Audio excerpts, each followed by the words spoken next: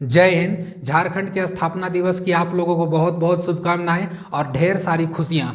ये वीडियो मैं आज 15 नवंबर को भले ही शूट कर रहा हूँ, लेकिन हो सके ये वीडियो नेट प्रॉब्लम होने की वजह से ये 16 नवंबर को आप लोग के पास पहुँचेगा।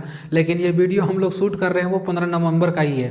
देखिए, हमारा झारखंड का अगर इतिहास देखा जाएगा, क्योंकि हम भी एक झारखंडी हैं और एक हिंदुस्तानी हैं। झारखंड में रहने पर हम लोग को बहुत ज़्यादा गर्व होता है। झारखंड में रहने में हर किसी को फील होता है अच्छा है, क्योंकि इसका धरती इतनी मनमोहक है ना। यहाँ में देखिएगा तो बहुत जगह पर पठार यानी कि पठारी इलाका जो हमारा है वो बहुत खूबसूरती दर्शाता है। हमारे यहाँ खेती का उतना प्रचलन नहीं है और खेती बाड़ी का उतना ज़्यादा तो खैर नहीं होता है, लेकिन ये पठारी इलाका है और इसको इसलिए छोटा नागपुर का पठार दिया गया और छोटा नागपुर ही लास्ट में जाकर के झारखंड बन गया। अब देखिए, इसमें समझते हम लोग हैं। देखिए, झारखंड का इतिहास अगर आप देखिएगा तो झारखंड का इतिहास आज से नहीं है। झारखंड का इतिहास देखेंगे हम लोग तो पाषाण काल से इसका हिस्ट्री शुरू होता है। पाषाण काल से अगर देखिएगा हम लोग तो पाषाण काल में ही इसका पूरा मतलब हिस्ट्री मिलने का यानी कि साक्ष्य मिलने का एक संकेत मिलता है। और ताम्र पाषाण काल में देखिएगा तो ताम्र पाषाण काल में भी एक तांबे का उपकरण यहाँ पर मिलता है और तांबे का उपकरण मिलने का साक्ष्य प्राप्त होता है। देखिए, जब ये झारखंड जो हमारा ये है झारखंड देख रहे हैं, ये झारखंड जब हमारा मुगल साम्राज्य में था यानी कि मुगल में था, तो मुगल में मुगल शहंशाह कौन था जिसके अंदर में था, तो जहांगीर के मतलब अंडर में था। उस समय इसका क्षेत्र जो आता था उसको कब्जा किसका था, जहांगीर का था। जब औरंगजेब का समय आया तो ये मुगल साम्राज्य के अधीन चला गया।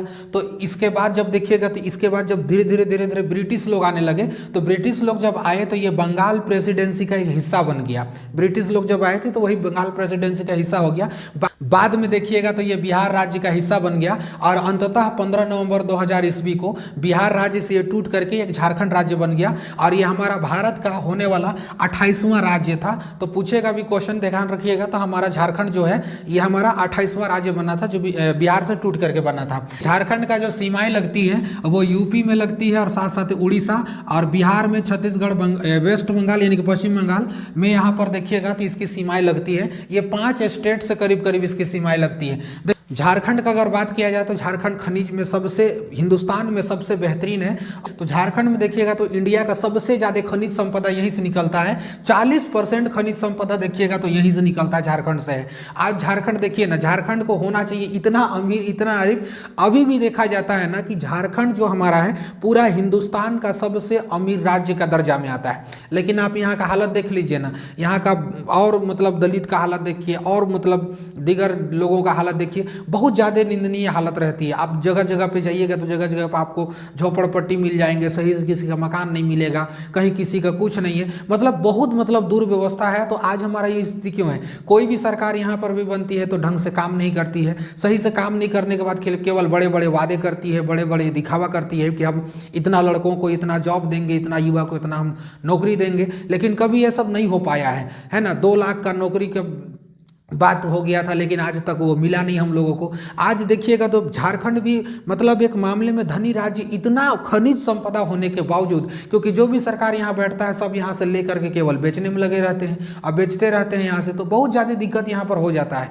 तो इसीलिए झारखंड को आज हम लोग आगे नहीं ले जा पाए हैं और झारखंड उतना नहीं डेवलप कर पाया है जितना कि होना चाहिए। इतना खनिज संपदा अगर दूसरे स्टेट में होता तो आज वो झारखंड अगर छोड़ करके अगर दूसरा स्टेट होता तो आज वो पता नहीं कहाँ से कहाँ पहुंच गया होता। लेकिन हमारा झारखंड देखिए अभी भी यही हाल है। खनिज संपदा होने के कारण क्या होगा, यहाँ से खेती बाड़ी ज़्यादा नहीं होता है, यानी कि यहाँ खनन ज़्यादा होता है, क्योंकि पठारी इलाका है, बहुत ज़्यादा पठारी इलाका है, उसके कारण खनन होता है। लेकिन आज भी हमारे झारखंड का हाल देख लीजिए, सबसे अमीर राज्य में हम लोग आते हैं और इसमें देखिए हमारा हालत क्या हो चुका है। तो कहीं ना कहीं इसमें ध्यान देना चाहिए और एक सोचने का विषय इस पर है, विचार विमर्श करना चाहिए कि आखिर हमारे झारखंड को किस तरह से आगे ले जाया जाए और किस तरह से बढ़िया बेहतर से बेहतर आपको यहाँ पर डेवलपिंग किया जाए। और आखिर से जितना भी प्लांट उलांट होगा इस सब लगेगा, मजदूर मिलेंगे और साथ साथ में रोजगार मिलेगा। तो रोजगार का क्षेत्र को आगे बढ़ाना चाहिए। रोजगार जब तक नहीं मिलेगा लोगों को तब तक राज्य कमजोर रहेगा, तो राज्य कमजोर होगा तो ऑटोमेटिकली देश कमजोर हो जाएगा।